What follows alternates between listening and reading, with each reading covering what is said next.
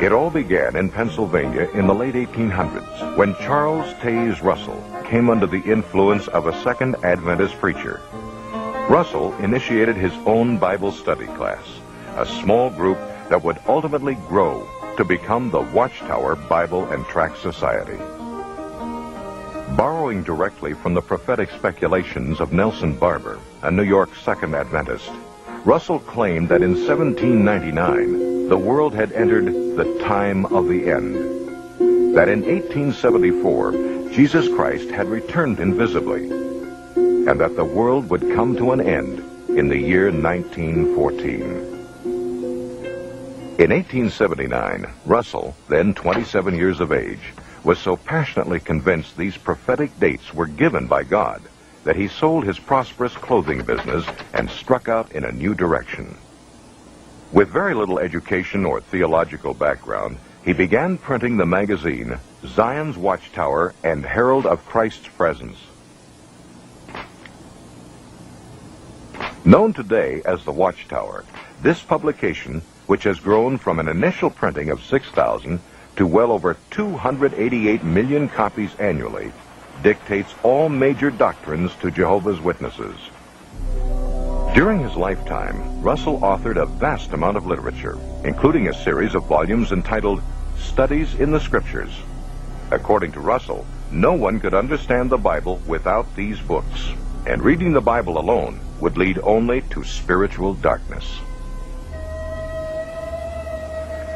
One of Russell's teachings was that Egypt's Great Pyramid was designed and placed there by God as his second witness next to the Bible. It would be an instrument to reveal his great plan of the ages for mankind. This measurement indicates the length of the year, the weight of the earth, the distance to the sun, etc. Russell believed his dates and chronology were confirmed by the measurements of the interior passageways of the Great Pyramid. According to Russell, the passageways verified 1914 as the year the world would end. Finally, 1914 came and went. Russell and his followers were not raptured from the earth, and the end had not come. John Knight, who was 15 years old at the time, remembers what came next. Well, when 1914 came, of course, we had to change our views, just like we had to change the views later. The date was pushed forward to 1915, then 1918. Certainly Armageddon was just around the corner. But in 1916, Charles Taze Russell died, sick, weary, and disappointed. A massive stone pyramid stands today at his gravesite as an embarrassing reminder of his false prophecies.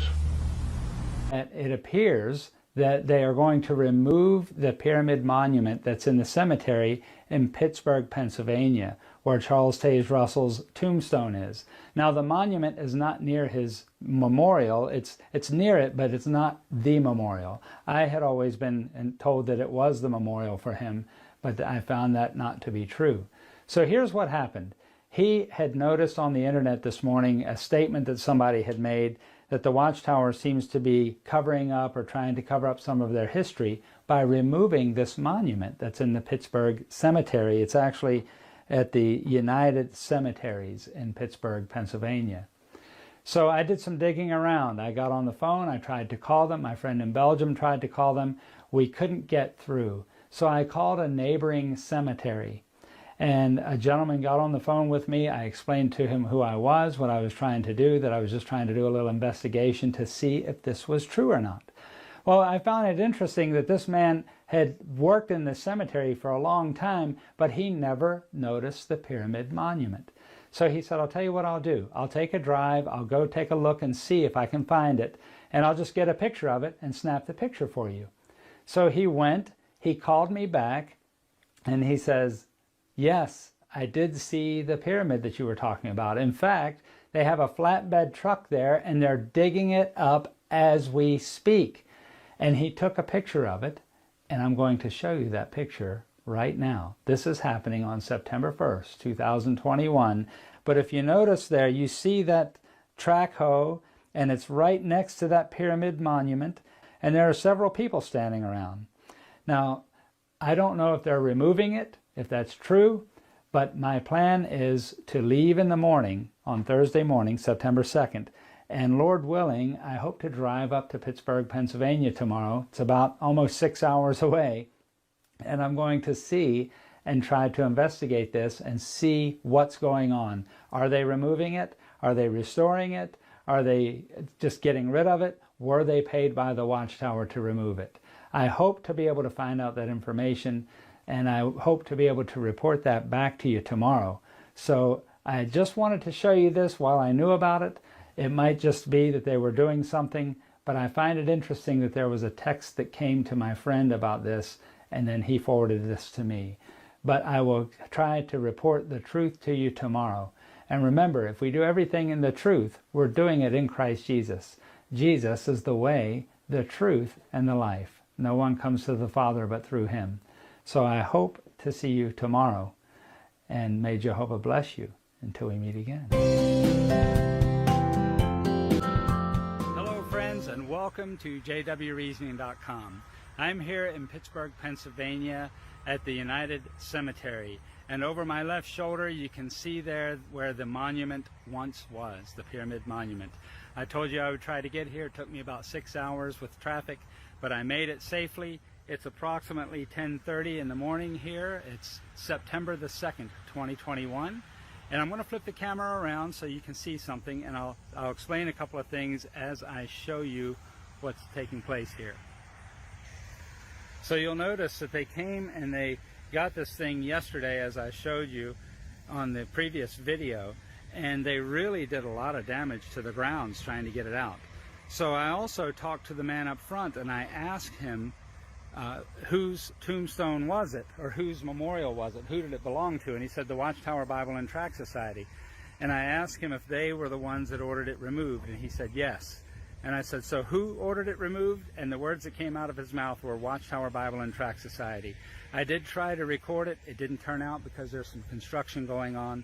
But while I'm here, I'll show you this. I'm standing near the tombstone of Charles Taze Russell. You can see it there. You can see his picture.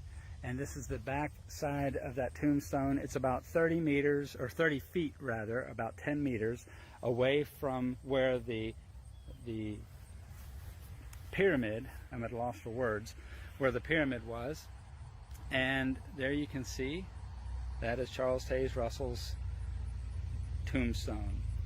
And I know that this is nothing new. You can find these images on Google. You've seen them before.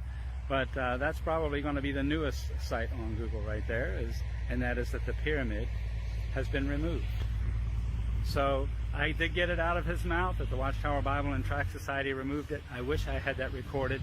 I'm sure that someone will be able to dig this information up, no pun intended, and be able to find out that the Watchtower did in fact do that.